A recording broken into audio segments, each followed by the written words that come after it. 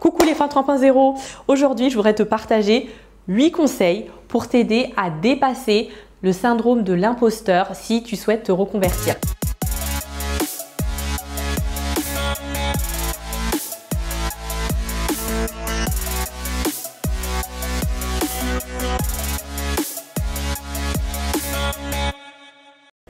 Alors déjà, qu'est-ce que c'est le syndrome de l'imposteur?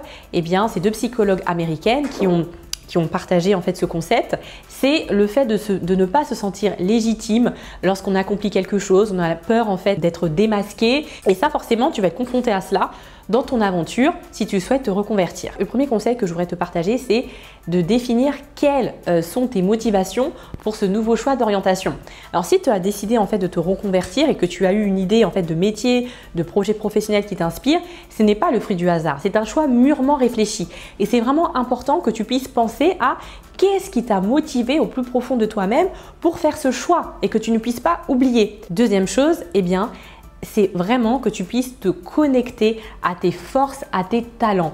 C'est que clairement, si tu as choisi en fait ce métier, peut-être que ça va nécessiter une formation, mais déjà à la base, en tout cas c'est comme ça que je travaille avec les personnes que j'accompagne, c'est que tu avais déjà des talents naturels qui t'ont conduit vers ce choix d'orientation. Et c'est important que tu puisses penser à ça, mais ok, quelles sont mes forces, quels sont mes talents qui ont fait que j'ai choisi ce choix d'orientation et que tu puisses aussi surtout ne pas oublier cela. Je répète que ce n'est pas le fruit du hasard pour que tu puisses ne pas subir ce syndrome de l'imposteur. Troisième élément, alors ça va te rassurer, sache qu'en fait le syndrome de l'imposteur concerne des gens brillants. En général, plus tu réussis, plus tu vas douter. Et le fait de douter, ce n'est pas forcément gênant si c'est assez équilibré parce que ça va te permettre de rester humble. Et ça, c'est un point fort.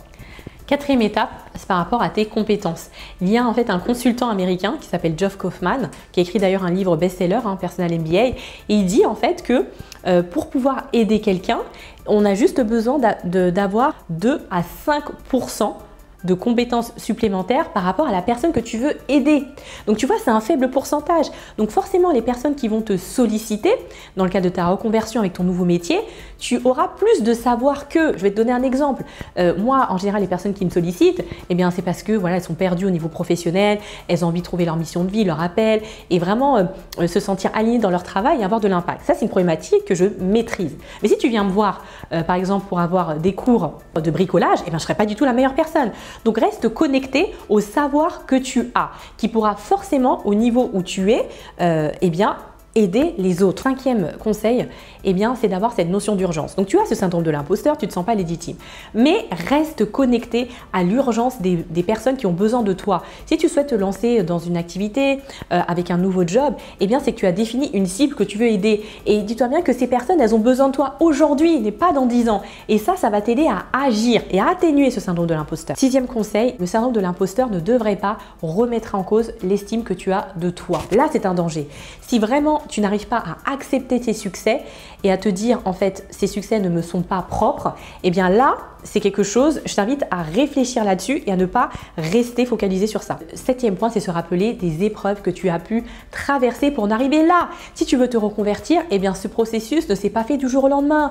Eh bien tu as dû faire des sacrifices, tu es passé par des épreuves, par des étapes difficiles, tu as dû te battre pour avancer et vraiment là tu arrives peut-être à la fin du processus et moi je t'invite, je ne sais pas si tu as un cahier, avoir un cahier par rapport à ta reconversion et pour que tu puisses garder cela en mémoire et te dire que tu as dû développer des capacités, chercher en toi des ressources pour en arriver là où tu es aujourd'hui. Le huitième point, donc si tu es maman et tu as des enfants, eh bien c'est de te rappeler que lorsque tu as eu ton premier enfant, tu as certainement découvert en fait ce rôle de maman. Je ne sais pas si c'était comme toi, mais c'était la première fois, peut-être que tu allais donner le sein à ton bébé, tu ne te sentais pas peut-être légitime, tu avais peur peut-être de mal faire, mais est-ce que tu n'as pas agi? Tu as agi sur le terrain. Et c'est comme ça que tu as pu te développer et en voyant que tu fais pas de mal à ton enfant, au contraire que tu lui fais du bien et grâce à toi, eh bien, il grandit, ça a contribué à ton bonheur. Donc tu ne t'es pas posé de questions, tu as agi. Rappelle-toi de ça. Pour finir, je voudrais te partager la citation d'une psychologue, Isabelle Fizoya, qui dit « On ne se lance pas quand on est compétent, on se lance et on devient compétent jour après jour ». Si toi aussi tu as envie de pouvoir avancer dans ta reconversion et sans subir ce syndrome de l'imposteur, contacte-moi. En bas de cette vidéo, il y a toutes les informations et rejoins les femmes 3.0 dans le groupe WhatsApp qui est prévu à cet effet. Comme ça, on pourra discuter ensemble. À très bientôt et time for action!